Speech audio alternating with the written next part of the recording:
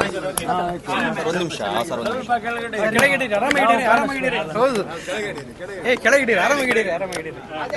Sir, ಇವಾಗ ಇದು ಮಂಡ್ಯದಲ್ಲಿ ಒಂದು ಗಲಾಟೆ ಆಗ್ತಾ ಇದೆ. ಅಂದ್ರೆ ಹನುಮದಾರಿಗಳೆಲ್ಲ ಮಸೀದಿ ನುಗ್ಗಿದ್ದಾರೆ ಅಂತ ಏನಾಗ್ಲಿಲ್ಲ. ಈಗ ತಾನೇ ನಾನು ಎಸ್ಪಿಗೆ ಮಾತಾಡಿದೆ, ಅಲ್ಲಿ ಏನು ಗಲಾಟೆ ಆಗಿಲ್ಲ. ಮಸೀದಿ ಮುಂದೆ ಪ್ರತಿ ಸಾರಿ ಹೋದಾಗೆ ಈ ಸಾರಿನೂ ಹೋಗಿದ್ದಾರೆ.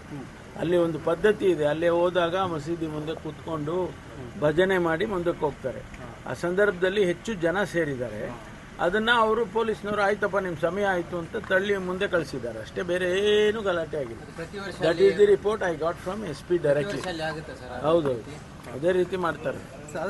ಇವತ್ತಿಂದ ಏನಾದರೂ ಮೀಟಿಂಗ್ ವೇಣುಗೋಪಾಲ್ ಅವ್ರ ಜೊತೆ ಏನಾದ್ರು ಮಾತುಕತೆ ಏನಾದ್ರು ಆಯ್ತಾ? ಏನಾದರೂ ಸಂಬಂಧಪಟ್ಟ ಯಾವುದಕ್ಕೆ?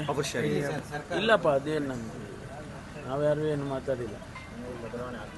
ನಾವ್ಯಾರು ಏನು ಮಾತಾಡಿಲ್ಲ. ಆ ವಿಷಯ ಅಲ್ಲೇ ಮುಗಿದೋಗಿದೆಯಲ್ಲ. ಈಗ 2 ಮನೆಯಲ್ಲಿ ತಿಂಡಿ ಆಗಿದೆ.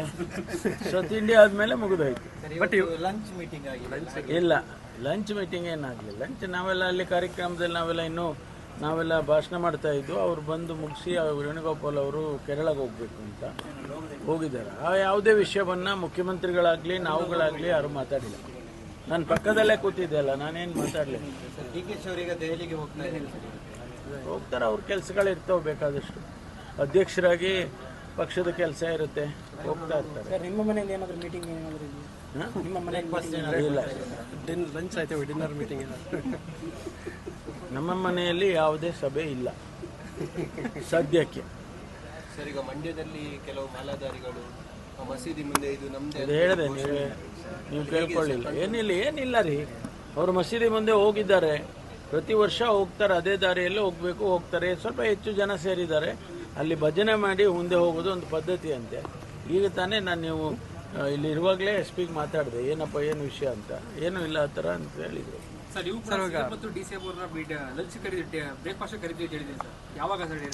ಆಮೇಲೆ ಮಾತಾಡೋಣ ಬಿಡಿಯಪ್ಪ.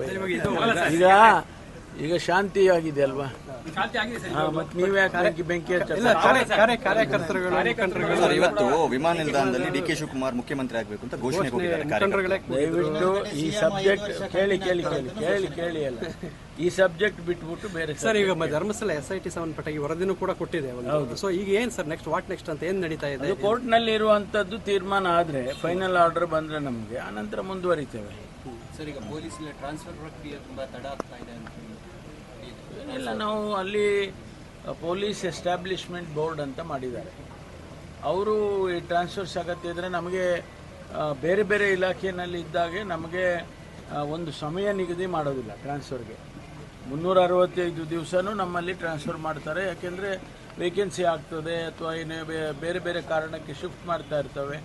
ಹಾಗಾಗಿ ಪೊಲೀಸ್ ಎಸ್ಟಾಬ್ಲಿಷ್ಮೆಂಟ್ ಬೋರ್ಡಿಗೆ ಸಮಯದ ನಿಗದಿ ಮಾಡಿಲ್ಲ.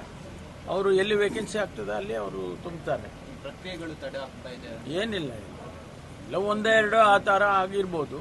ಆದರೆ ಸಾಮಾನ್ಯವಾಗಿ ನಾವು ಎಲ್ಲಿ ವೇಕೆನ್ಸಿ ಇಮಿಡಿಯೇಟ್ ಆಗಿ, ಯಾಕೆಂದರೆ ಅಲ್ಲಿ ನಮ್ಮ ಪೊಲೀಸ್ ಸ್ಟೇಷನಲ್ಲಿ ಜನ ಇರಬೇಕಲ್ವಾ. ಇನ್ಸ್ಪೆಕ್ಟರ್ ಇರಬೇಕು, ಸಬ್ ಇನ್ಸ್ಪೆಕ್ಟರ್ ಇರಬೇಕು, DYSPಗಳು ಅಥವಾ ACPಗಳು ಇರಬೇಕು. ಅದೆಲ್ಲ ನೋಡ್ಕೊಂಡು ಮಾಡ್ತೇವೆ. ಅಧಿಕಾರ ಬದಲಾವಣೆ ಹಿನ್ನೆಲೆಯಲ್ಲಿ ದಲಿತ CM ಅದೇನಾ ಹೇಳಿದ್ನಲ್ಲ, ಆ ವಿಷಯ ಬಿಟ್ಬಿಟ್ಟು ಬೇರೆ ಮಾತಾಡಿಯಪ್ಪ. ನೀವು ಅಲ್ಲಿಗೆ ಹೋಗ್ತಿರಲ್ರಿ, ಯಾಕೆಂದ್ರೆ ನೀವು ಪ್ರಬಲವಾಗಿ ಆಕಾಂಕ್ಷಿ ಇದ್ದಂಥವ್ರು. ಅದೊಂದು ಬಿಟ್ಬಿಟ್ಟು ಬೇರೆ ವಿಷಯ ಮಾತಾಡಿ. Thank you sir. ಅದು ಬಿಟ್ಟು ಬೇರೆ ಮಾತಾಡೋದು, ಅದು ಬಿಟ್ಟರೆ ಬೇರೆ ಮಾತಾಡೋದಿಲ್ಲ.